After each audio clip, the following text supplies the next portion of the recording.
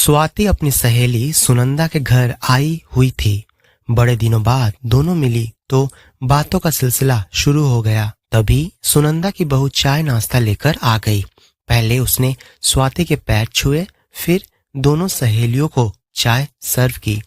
वो वहां ज्यादा देर नहीं रुकी, वहां से चली गई। शायद जल्दी में थी। स्वाति चुस्कियां लेकर चाय पी रही थी और बीच बीच में सैंडविच भी खा रही थी। भाई सुनंदा, चाय तो तेरी बहू ने बहुत टेस्टी बनाई है और सैंडविच खाकर तो मजा ही आ गया। सुनंदा से बहू की तारीफ हजम नहीं हुई। तुरंत मुंह बनाते हुए बोली, नाश्ता तो मेरी बहू ने बढ़िया बनाया है, पर जो रसोई का बेड़ा गर्क किया होगा वो देखेगी तो तू अपना सिर पीट लेगी। अरे सुनंदा, तू भी क्या बेकार की बातें लेकर बैठ गई। तेरी बहू सब बनाकर ले आई, ये क्या कम है? ऐसे बनाने से क्या फायदा? समेटना तो मुझे ही पड़ेगा ना। तेरे को विश्वास नहीं हो रहा तो चलकर रसोई में देख ले। सुनंदा स्वाति को उसके मना करने के बावजूद भी जबरदस्ती खींचकर रसोई में ले गई। स्वाति को वहां कुछ ज्यादा बिखरा हुआ नहीं दिखा। बस ऐसा लग रहा था कि जल्दी जल्दी में सब काम किया गया होगा, इसलिए थोड़ा चीजें अस्त व्यस्त थी। पर सुनंदा ने तो बहू को कोसने की जैसे ठान ही ली थी। मुंह बनाते हुए बोली, देख, ये चाय शक्कर का डिब्बा नीचे ही रखा है और चाय का भगोना गैस पर ही सड़ रहा है। यूं नहीं कि इसे सिंक में पानी डालकर रख दे। रगड़ रगड़ कर तो मुझे ही धोना पड़ेगा ना। ब्रेड का डिब्बा भी प्लेटफॉर्म पर ही छोड़ दिया, पता है ना। बाद में सास सब समेट लेगी। एक जरा भी तौर तरीका नहीं सिखाया इसके माँ बाप ने। बस अपनी मुसीबत हमारे गले मढ़ दी। सुनंदा की बातें स्वाति को बिल्कुल अच्छी नहीं लग रही थी। वो उसे बोलने से रोक रही थी। सुनंदा, धीरे बोल, बहू सुन लेगी तो उसे बुरा लगेगा। हाँ तो सुन लेना, मैं किसी से डरती हूँ क्या? सुनंदा का स्वर धीमे होने के बजाय और ऊंचा हो गया।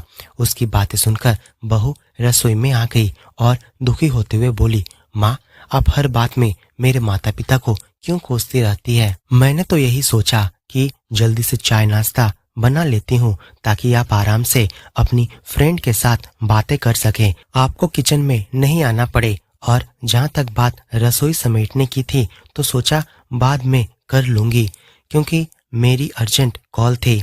इसमें कौन सी बड़ी बात हो गई? कहकर वो रोते हुए अपने कमरे में चली गई। सुनंदा, आखिर तूने अपनी कड़वी बातों से बहू का दिल दुखा ही दिया ना। तुझे ऐसा नहीं करना चाहिए था। तेरी बहू समझदार है ना, इसलिए तू ऐसे कर रही है। सुनंदा चिढ़ते हुए बोली। सुनंदा, वो कितनी समझदार है मुझे मालूम नहीं, पर मैं अब समझदार बन गई हूँ। क्या मतलब? मतलब ये कि मैंने रसोई में ज्यादा दखलंदाजी करना बंद कर दिया है। मुझे तो तेरे से भी ज्यादा सफाई पसंद थी। हर चीज रसोई में करीने से रखती थी। शुरू शुरू में मैं भी टोका टाकी करती थी। फिर एक दिन मुझे लगा कि इतने समय तक मैंने अपनी मर्जी से रसोई पे राज किया, जैसा चाहा वैसा किया, तो अब बहू भी इस घर का हिस्सा बन गई है। उसे भी रसोई पर उतना ही हक बनता है। अब वो भी रसोई को जैसे रखना चाहे रख सकती है। बस उस दिन से मैंने टोकना छोड़ दिया।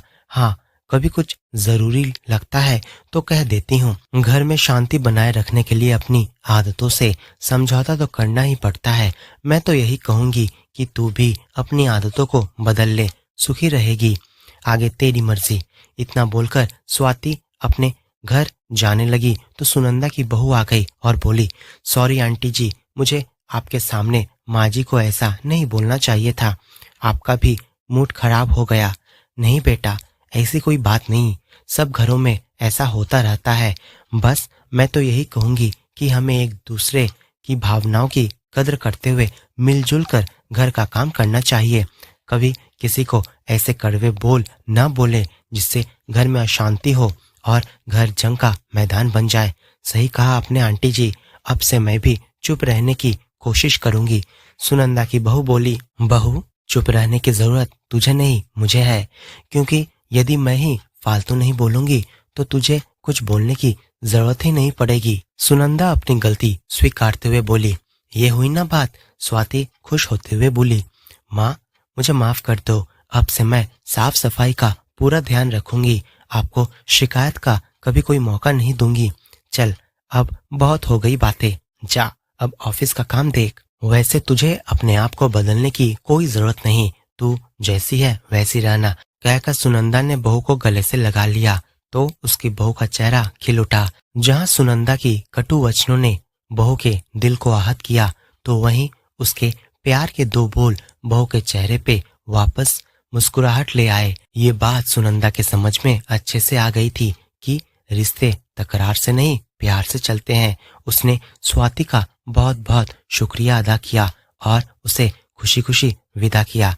तो दोस्तों, क्या आपको आज की कहानी पसंद आई है? यदि आपको ये कहानी पसंद आई है तो आप कमेंट में हमें यस टाइप कर लिखकर बता सकते हैं।